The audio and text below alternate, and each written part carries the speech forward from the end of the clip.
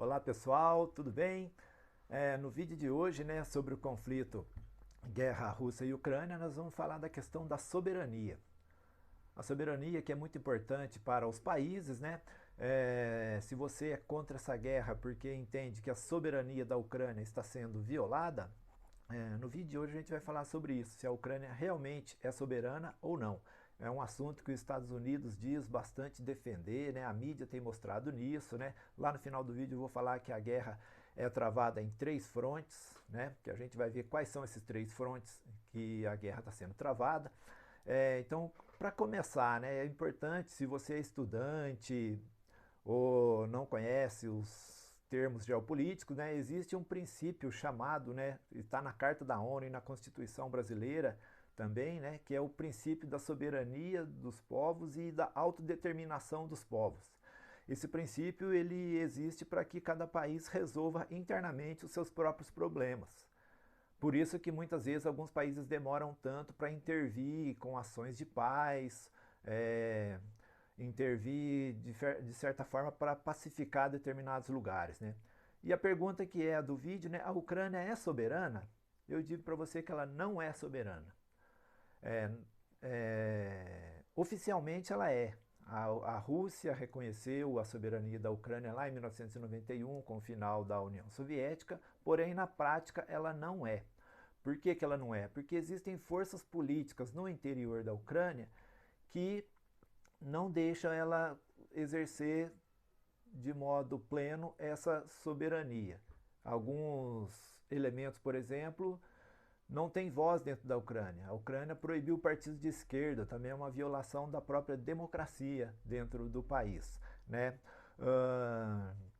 Então a soberania, a autodeterminação que os Estados Unidos diz defender, na verdade é para defender os seus próprios interesses, porque a Ucrânia não tem essa soberania na prática. O Zelensky, presidente da Ucrânia, ele é um subordinado dos interesses da demanda geopolítica dos Estados Unidos e da OTAN. Que demanda é essa?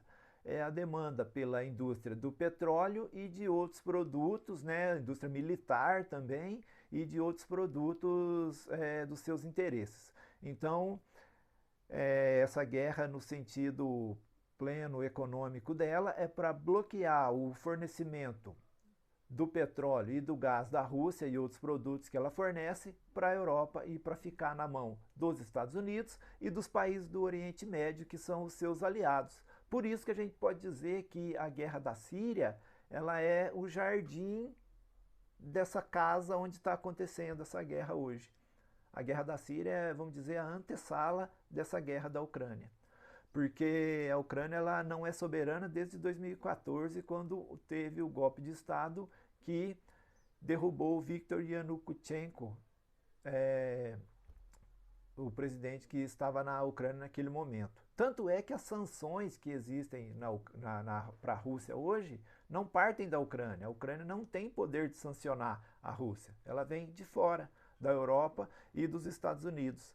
A Ucrânia ela tem direito à soberania. Eu desejo, todos nós desejamos a soberania da Ucrânia, é o que todos nós queremos.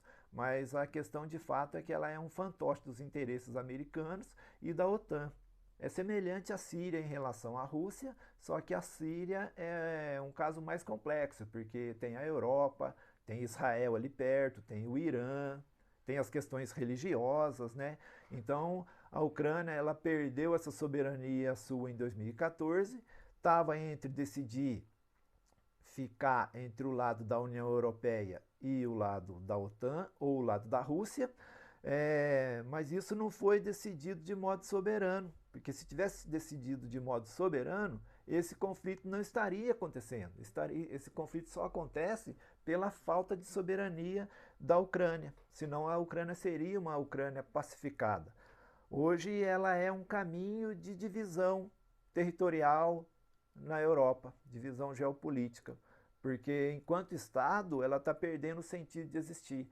O que vai acontecer é as regiões separatistas lá de Lugansk e Donetsk vai ser Ucrânia do Leste e o restante vai ser Ucrânia do Oeste, basicamente, por assim dizer.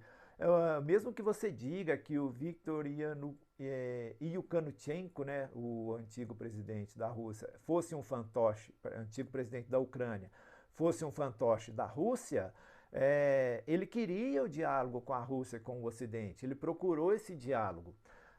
Tanto é que ele impediu a Ucrânia de vender algumas empresas suas estatais para o capital estrangeiro, para o capital americano principalmente. O Juscelino Kubitschek fez isso aqui no Brasil. No período em que ele foi presidente, ele impediu que empresas brasileiras fossem privatizadas e entregues na mão do capital estrangeiro. Então o Zelensky, ele é uma espécie de Bolsonaro na Ucrânia, com menos experiência, menos vida política, né? Mas se for ver a sua trajetória, ele é um fantoche lá e está lá para liderar e executar um papel de interesses dos Estados Unidos e da OTAN. Ele tem forças políticas e econômicas, né, que o colocaram lá para atender os interesses dessas forças.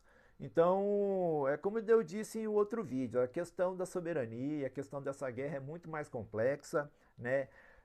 Não pode se dizer que o Putin é o do mal e o Zelensky é o do bem. Mostra lá, a mídia, né, tem mostrado lá o Zelensky fazendo discurso, sendo aplaudido em pé, está mostrando até o zoológico da Ucrânia, com os animais sofrendo, dizendo que o Putin é do mal, né? Então a mídia, ela está fazendo mais uma propaganda de guerra do que informar a população, né? Não é muito mais complexo, não é sair soltando bombinha branca da paz, né? Isso só vai acontecer se forem, a paz só vai acontecer, né, se forem cumpridas as negociações que estavam sendo travadas antes da guerra. O Putin, ele tinha 3 saídas. Uma era as negociações, que ele tentou, desde 2014 ele vem tentando essas negociações para a Ucrânia não entrar na OTAN e se desvencilhar da União Europeia. A segunda era colocar um telão lá na Praça Vermelha, tocando John Lennon e Imagine lá. E a terceira era a invasão. Chegou no momento dele ter que invadir. Então, como eu disse lá no início do vídeo, essa guerra ela é atrasada em 3 frontes. O fronte militar, o fronte político e o fronte midiático. Fronte militar com a invasão, fronte político com o diálogo e o fronte midiático, que é o que a mídia ocidental vem fazendo aqui para a gente, desde bloquear os canais russos, onde a gente possa ter informação do outro lado, do outro ponto de vista, até a publicação de fake news e tudo mais. Muito bem? Então essa é a questão da soberania. A guerra acontece pela falta de soberania da Ucrânia. Um abraço, até o próximo vídeo.